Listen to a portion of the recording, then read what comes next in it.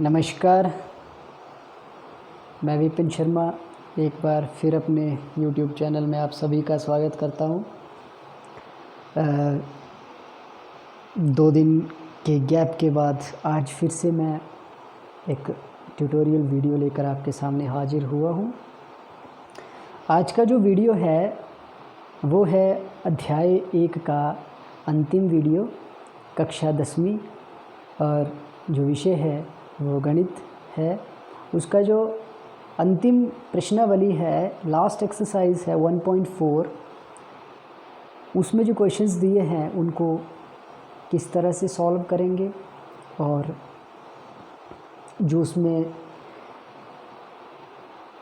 Theorem वगैरह use की है उसका एक्चुअल में क्यों वो थ्योरम बनी है उसके बारे में मैं आपको बताऊंगा। तो चलिए स्टार्ट करते हैं। एक्सरसाइज 1.4। तो प्यारे बच्चों, आपकी बुक में एनसीईआरटी की जो बुक है उसमें थ्योरम नंबर 1, थ्योरम जो है 1.6 है, प्रमेय 1.6।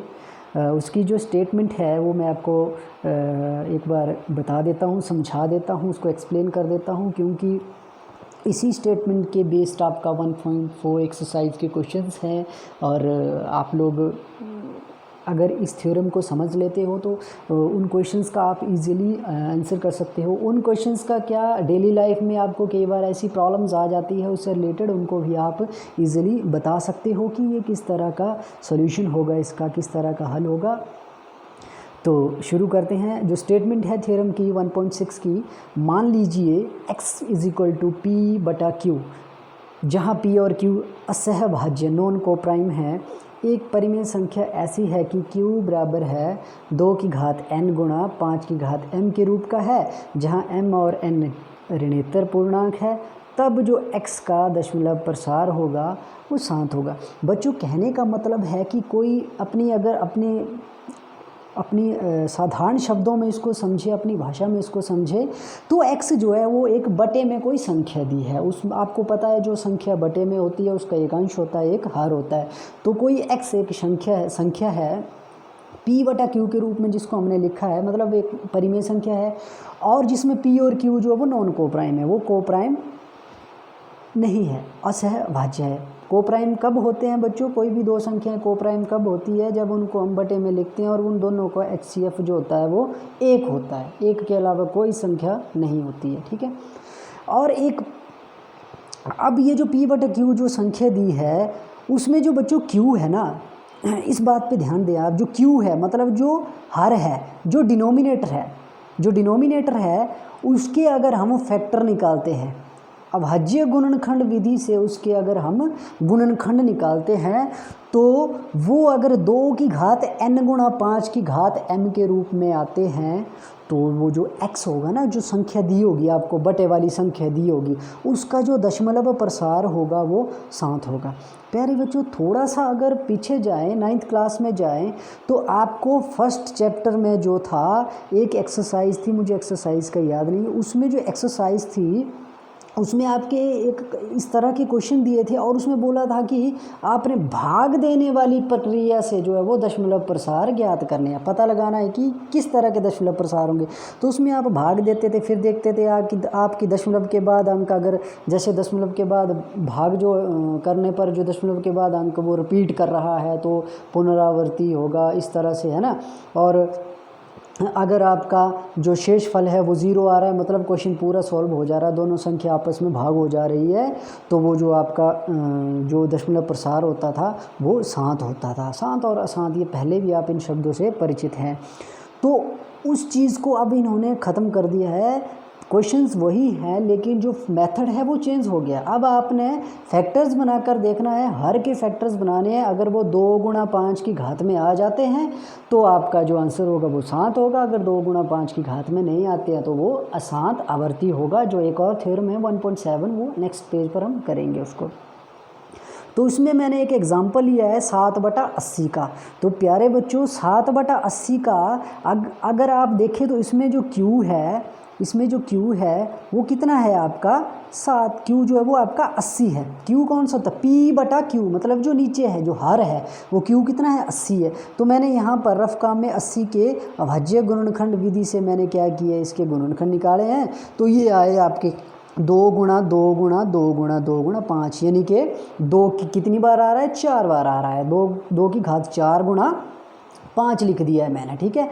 2 की घात 4 गुणा 5 लिख दिया है मैंने, मतलब 1 बार 5 आ रहा है और 4 बार 2 आ रहा है, ठीक है।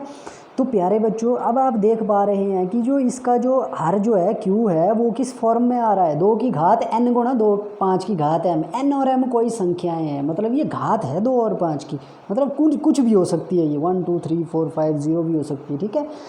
तो आप देख पा रहे हैं कि जो घात है Q की, ठीक है, Q इज इक्वल टू 80 जब हमने लिखा तो इसके जब हमने फैक्टराइजेशन किया तो वो 2 की घात n गुणा 2 5 की घात m की फॉर्म का आया, ठीक है। तो इसीलिए हम कह सकते हैं कि जो 7/80 है इसका दशमलव प्रसार क्या होगा, 7 होगा, 7 होगा। अब हमने जांच की कि ऐसा क्यों होता है कि सिर्फ 2 की घात n और 5 की घात में अगर हमारे पास हर आता है तो उसका ही दशमलव प्रसार 7 होता है, ऐसा क्यों होता है। तो प्यारे बच्चों मैंने इसको एक्सप्लेन करने की यहाँ पर कोशिश की है। तो आपको पता है कि 7/80 को आप लिख सकते हैं 7/2 की घात 4 गुणा 5, ठीक है। आपको पता है कि 7/80 को लिख सकते हैं 7/2 की घात 4 गुणा 5। लेकिन प्यारे बच्चों अगर मैं यहाँ 2 गुणा 5 10 कर दूँ, आपको पता है ना, 2/10 3/10 4/10 या 10,000, जब जीरोज़ में जैसे 100 1000 लाख से जब भाग होता है कोई नंबर, तो उसमें क्या करते हैं हम, जितनी जीरो होती है उतने स्थान के आगे हम दशमलव लगा देते हैं।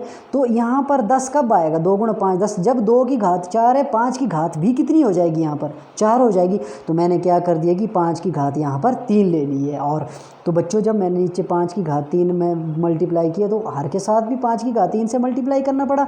तो मेरे पास यहाँ पर क्या आ गया, 2 की घात 4 गुणा 5 की घात 1 पहले से थी, 3 मैंने और डाल दी, तो 5 की घात अब अगले स्टेप में कितनी होगी, ये 4 होगी। और ऊपर वाला जब हमने इसको सॉल्व किया तो ये आ गया 35 गुणा 25 यानी कि 875 आया। और नीचे वाला हो गया आपका 10 की घात 4 हो गया, ये 10 की घात 4 हो गया ये, ठीक है। तो ये बन गया आपका मल्टीप्लाई करने पर 35 गुणा 25 आ गया आपका 875 आ गया। तो 875 बटा 10,000, 4 बच्चों 10 की घात 4 है तो मतलब कितनी जीरो लगेंगी, 1 के साथ 4 जीरो लगेंगी। तो 875 बटा 10,000, तो इसको मैं लिख सकता हूँ 0.0875। तो बच्चों ये भाग हो जा रहा है, ये हमारा उत्तर आ गया। आप देख पा रहे हैं कि कोई भी संख्या रिपीट नहीं कर रही है, ठीक है, या डॉट डॉट डॉट डॉट ऐसे लग रहा है कि कंटिन्यू भाग होते ही जा रहा है, ख़त्म ही नहीं हो रहा है, ठीक है। ये ख़त्म हो गया है बच्चों, आप इसमें देख रहे हैं। तो इसका दशमलव प्रसार इसलिए क्या किया है कि एक थ्योरम बना दी है, इसी के बेस थ्योरम बना दी है कि जब भी आपके पास Q जो है 2 की घात n 5 की घात m के रूप में आता है तो उसका दशमलव प्रसार क्या हो जाता है, 7 हो जाता है, ठीक है। तो अब हम नेक्स्ट थ्योरम समझ लेते हैं 1.7, फिर हम जो है वो 1-2 क्वेश्चन डिस्कस करेंगे, बाकी क्वेश्चंस आप खुद करेंगे बच्चों। जो एक्सरसाइज है 1.4 उसके क्वेश्चंस आप बाकी खुद करेंगे, कि बहुत सिंपल है, 2 क्वेश्चन मैं करवाऊंगा, बाकी के आप खुद करेंगे। प्रमेय 1.7 जो है वो प्रमेय 1.7 जो है वो प्रमेय 1.6 के बिल्कुल उलट है।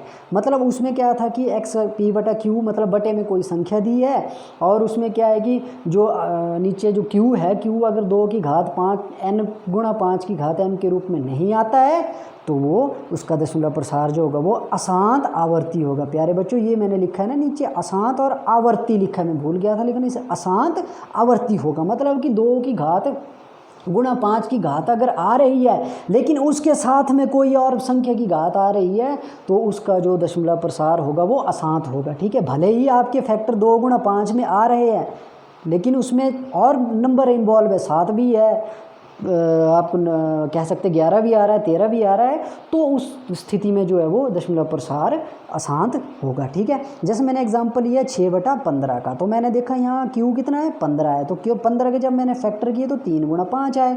अब बच्चों आप देख रहे होंगे कि 5 तो इसमें आ रहा है, तो प्यारे बच्चों जब 5 भले ही आए, भले ही यहाँ पे 2 भी आ रहा होता लेकिन इनके साथ क्या लगा है, 3 लगा है, 2 और 5 के अलावा और संख्या लगी है। तो इसका मतलब क्या है कि ये 2 की घात n गुणा 5 की घात m के रूप का नहीं है, तो इसका दशमलव प्रसार क्या होगा, अशांत आवर्ती होगा, ठीक है। उसके बाद मैंने आपके एक्सरसाइज के क्वेश्चंस लिए हैं कुछ। एक क्वेश्चन लिया मैंने 13/3125 वाला, और एक क्वेश्चन लिया मैंने x = 29/343। अब बच्चों का 13/3125 का मैंने जब क्यू देखा, हार देखा, तो बच्चों को कितना आ रहा है, 31/25 आ रहा है। तो जब मैंने 31/25 के फैक्टर्स निकाले तो मेरे पास कुछ इस तरह से अभाज्य गुणनखंड जो बन के आए वो इस तरह के आए, मतलब 5 जो है वो 5 बार गुणा हो रहा है। तो मैंने क्या लिखा, 5 × 5 × 5, यानी कि 5 की घात 5। अब बच्चे आप यहाँ पर कन्फ्यूज़ हो रहे होंगे, इसमें तो 5 की घात 5 ही की घात आ रही है, 2 तो इसमें आ ही नहीं रहा है। तो प्यारे बच्चों मैं इसके साथ 2 की घात 0 लिखूँ, 5 की घात 5 × 1 मतलब 5 की घात 5 ही आएगा। तो 1 को मैं लिख सकता हूँ 2 की घात 0, क्योंकि किसी भी संख्या की घात जो है वो 0 अगर होती है तो वो 1 के बराबर होती है। ठीक है, यह आपने 6, 7, 8 में पढ़ा है। तो मैंने लिख दिया 1 को लिख दिया मैंने 2 की घात 0 और इंटू 5 की घात 5 तो पहले से है। तो क्योंकि जो क्यू है यहाँ पर 2 की घात n और 5 की घात m के रूप का है, इसलिए 13/3125 का जो दशमलव प्रसार होगा वो कैसा होगा, शांत होगा। ठीक है, उसके बाद नेक्स्ट जो क्वेश्चन लिया है मैंने टाइप 2 में, वो अशांत आवर्ती का लिया है। प्यारे बच्चों इसमें x बराबर है 29/343 है। 343 यहाँ पे क्यों आ गया, तो मैंने जब 343 के फैक्टर निकाले तो वो आए 7 × 7 × 7, यानी कि 7 की घात 3 आ रही है। तो प्यारे बच्चों अब क्योंकि यहाँ पर 7 आ रहा है, भले ही मैं 2 और 5 को भी लिख सकता हूँ, यहाँ 2 की घात 0 × 5 की घात 0 लिख सकता हूँ, लेकिन उसके साथ क्या आ रहा है, 7 भी इन्वॉल्व हो रहा है। तो क्योंकि 2 की घात n और 5 की घात m के रूप का क्यू उसमें नहीं है, तो 29/343 का दशमलव प्रसार जो होगा वो कैसा होगा, अशांत आवर्ती होगा। प्यारे बच्चों एक और मैं इंपॉर्टेंट चीज़ आपको बताना चाहूँगा कि कई बार जो आपको इसमें संख्याएं दी होती है ना, वो मिक्स्ड फ्रैक्शन में दी होती है। मिक्स्ड समझते हो, मिश्रित भिन्न में, सही में, जैसे 2 सही 3/5।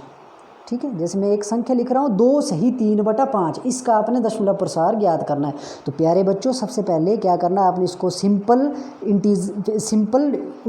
सिंपल जो फ्रैक्शन है उसमें बदलना है, जो सामान्य भिन्न होता है एक, उसमें बदलना है। फिर उसके बाद तो ये सामान्य भिन्न आएगा 5 दूनी 10 + 3 13/5, यानी कि 13/5 के आप दशमलव प्रसार ज्ञात करोगे। आपकी जो एक्सरसाइज 1.4 है उसमें भी 1-2 क्वेश्चन इस तरह के दिए हैं, सही में दिए हैं, वो मिश्रित भिन्न में दिए हैं, लेकिन उनको आपने साधारण भिन्न में कन्वर्ट करना है। फिर जो क्यू आएगा वो क्यू में किया आपने फैक्टर करने हैं। फैक्टर अगर 2 की घात n × 5 की घात m के रूप के आते हैं तो शांत होगा, अगर नहीं आते हैं तो वो अशांत आवर्ती होगा। इसी के साथ आपका जो फर्स्ट चैप्टर की लास्ट एक्सरसाइज ये ख़त्म होती है। इसके बाद जो आप शुरू करेंगे, हम सेकंड चैप्टर शुरू करेंगे, उसका भी वीडियोस मैंने अपलोड कर दिए हैं अपने चैनल पर, तो आप वहां जाकर देख सकते हैं। फ्रेंड ऑफ गुड लर्नर का नाम चैनल बनाया है मैंने, और पहले भी मैंने आपके साथ लिंक शेयर किए, तो प्लीज़ आप मेरे चैनल में जाकर उन वीडियोस को देखें और कोशिश करें कि अपने साधारण शब्दों में समझने की कोशिश करें इनको। Thank you.